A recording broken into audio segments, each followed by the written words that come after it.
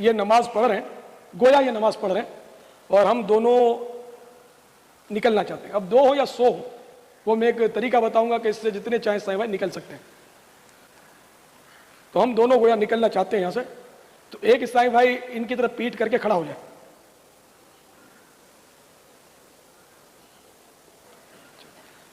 اور بالکل ان کی سیدھ میں کھڑے ہو جائیں. یہ کھڑے ہو گئے سیدھ میں, ٹھیک ہے نا. اب میں یہاں سے نکل گیا, بغیر گناہ کے نکل گیا. اب یہ اگر ادھر آ جائیں گے تو یہ گناہ گار ہو جائیں گے, تو اب ان کو بھی نکالنا ہے مجھے. تو اب میں ان کے پیچھے کھڑا ہو جاؤں گا, ان کے لیے میں سترا بن گیا. اب یہ نکل گئے. اب میں جہاں سے آیا تھا چلا گیا, تو بغیر گناہ کے ہم دونوں نکل گئے. تو اس طرح ایک اگر کھڑا ہو جائے نا, تو اب 1000 آدمی بھی نکلنا چاہیں تو نکل جائے. یہ فارمولہ جو ہے یہ ہزاروں کو کام آ سکتا ہے. حرمین طیبین میں اس کی بہت ضرورت پڑتی ہے, بھیڑ ہوتی ہے, لوگ ہر جگہ نماز پڑھ رہے ہوتے ہیں. تو گزرنے کے لیے اگر یہ طریقہ کار آپ مووی میں دیکھ کر ذہن نشین فرما لیں گے تو انشاءاللہ بغیر گناہ کے آپ گزر سکیں گے. ہاں, دوران طواف گزرنے میں کوئی حرج نہیں ہے, دوران طواف تو گزر سکتے ہیں, لیکن بغیر طواف کے نہیں گزر سکتے. اور وہاں بے تکلف لوگ گزرتے ہیں نمازیوں کے آگے سے, اور یہ شاید سمجھتے ہیں کہ یہاں معاف ہے. ایسا نہیں. میں نے باپا جانی کی ویڈیو دیکھی ہے جس میں وہ مدنی طریقے سے نمازی کے آگے سے گزرنے کا مدنی طریقہ بتا رہے ہیں. کہا جائے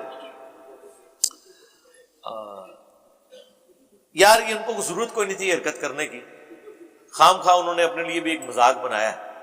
باقی فقہ حنفی میں تو وہ ٹھیک ہی بیان کر رہے ہیں. ہم سے اگر کوئی پوچھے گا تو ہم یہ کہیں گے کہ یار فقہ حنفی والوں کی نماز تو 2 سے 2.5 منٹ کی ہوتی ہے, پاکستانی تو 40 منٹ دودھ پتی پینے میں لگا دیتے ہیں. ان کو کیا فرق پڑتا ہے کہ انہوں نے نمازی کے آگے سے گزرنا ہے؟ صلاۃ و تسبیح تو نہیں انہیں نہیں تھی نا. انفیوں کی نماز 2 نہیں تو 2.5 منٹ میں ختم ہو جاتی ہے. وہ تو 4 فرض جو ہے وہ 5 منٹ میں پڑھ لیتے ہیں. کتنی دیر ہے, آپ نے کیا کر لینا ہے؟ تو بہتر یہ کہ آپ انتظار کریں. وہ جو انہوں نے طریقہ بتایا اس طریقے کی بجائے آپ سترے رکھیں مسجد کے اندر. سترے کے اوپر میری تفصیلی ویڈیو دیکھ لیں. 1 ہاتھ سترا ہونا چاہیے, یعنی 1 ہاتھ کی شری 1.5 فٹ, اور کم از کم انگلی جتنا موٹا. اب تو کئی مساجد میں انہوں نے لکڑی کے بنا کے رکھ دیے ہوئے ہیں, وہ سامنے رکھیں اور آپ گزر سکتے ہیں. اور نمازی بھی ایسی جگہ پہ نماز نہ پڑھے جہاں سے لوگوں کا گزر ہو. اور جو سلام کے فوراً بعد جن لوگوں نے باہر نکلنا ہوتا ہے تھوڑی دیر انتظار کر لیں. یا میں نے بتایا تھا کہ ہمارے آفس کی مسجد میں انہوں نے بڑا اچھا کام کیا ہوا ہے کہ انہوں نے پہلی صف اور امام کے درمیان تھوڑا سا حصہ چھوڑ دیا ہوا ہے تھرو آؤٹ. صرف امام کھڑا ہوا ہے, امام کے پیچھے نمازی, اور پھر پہلی صف ہے. جو دائیں بائیں جگہ ہے نا اس کے آگے انہوں نے اس طرح کا سترا بنا دیا ہوا ہے. تو اگر چوتھی صف میں کسی بندے نے جلدی نکلنا ہے نا تو وہ بجائے پیچھے جانے کے وہ 4 صفوں میں سے ہوتا ہوا آگے آتا ہے, اس سترے کو پھلانتا ہے اور دائیں یا بائیں مسجد کی ایکسٹریم سے باہر نکل جاتا ہے. وہ یوں راستہ بنایا ہوا ہے. اس طرح کر لیں تو انہوں کرایہ بھی دیں گے تو نال راستہ بھی دساں گے لوٹا. خانہ کعبہ کی طرف پاؤں کرنا جائز ہے یا گناہ ہے؟ گناہ تو نہیں کہہ سکتے, لیکن پسندیدہ نہیں ہے. اس کی اصل وہ حدیث ہے, نبی اسلام نے, بخاری مسلم میں آتا ہے کہ آپ نے مسجد کی سامنے والی دیوار میں تھوک لگی ہوئی دیکھی. آپ نے فرمایا جب تم میں سے کوئی شخص نماز کے لیے کھڑا ہوتا ہے تو اس کا خدا اس کے سامنے ہوتا ہے, یوں تھوکا نہ کرو. اگر تھوک آ جائے تو اپنے پاؤں کے نیچے اسے مسل دو یا دامن میں مسل دو. یہ پاؤں کے نیچے اس صورت میں جب آپ جوتیوں سمیت کسی مٹی والی جگہ پہ نماز پڑھ رہے ہیں, جس طرح آپ جنازہ گراؤنڈ میں پڑھتے ہیں. قالین والی مسجد ہی تھوک نہیں سٹنے, ہاں اس کے لیے تو یہ آپ اپنی قمیض اٹھائیں اور تھوک صاف کر لیں, یا کوئی رومال وغیرہ یا ٹیشو رکھ لیں اور صاف کر کے جیب میں ڈال لیں. اس اعتبار سے جو ہے نا وہ, اور ابو داؤد میں تو یہاں تک حدیث ہے کہ نبی الاسلام نے ایسے شخص کو امامت سے دور کر دیا تھا جس نے خانہ کعبے کی طرف منہ کر کے تھوکا تھا. تو خانہ کعبہ کی طرف پیشاب کرنا بھی بخاری مسلم میں منع ہے, رخ کر کے, اور تھوکنا بھی منع ہے.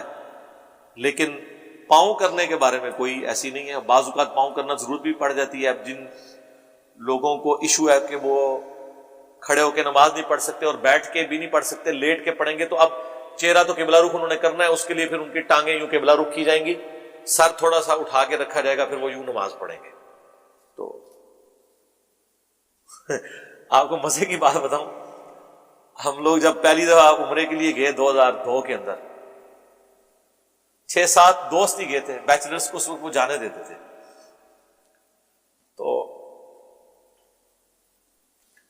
وہاں آپ ایک عجیب عادت دیکھیں گے, جیسے عربی اسلام پھیرتے ہیں نا وہ سیدھا کعبے کی طرف ٹانگیں کر کے لیٹ جاتے ہیں. اچھا وہ ٹانگیں بھی قبلہ رخ کر کے لیٹتے ہیں, چلو لیٹنے کو سجے کھبے لیٹو, ٹھیک ہے.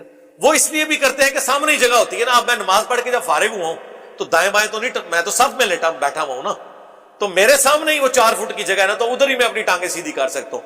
وہ یعنی حالات و واقعات بھی ایسے ہوتے ہیں کہ ٹانگ ادھر ہی سیدھی ہو سکتی ہے, دائیں بائیں تو کوئی نہیں کرنے دے گا, ادھر بھی نمازی ادھر بھی نمازی اگلی صف میں بھی نمازی, ٹھیک ہے. تو وہ اسلام پھیرتے ہی نا ٹانگیں سیدھی کر لیتے ہیں. تو وہاں مجھے یاد, ہمارے ساتھ ایک بندہ بیٹھا, کہتا ہے یار اسی پاکستان ہی لتا کرتے اتنے بہ کے سیدھی کر لیتے ہیں. تو عربیوں میں یہ عادت ہے ٹانگیں سیدھی کرنے والی نا, تو یہ کوئی گناہ نہیں ہے, معیوب ضرور ہے, ہم تو نہیں کرتے جی, کبھی ادھر بھی نہیں کرتے ادھر بھی نہیں.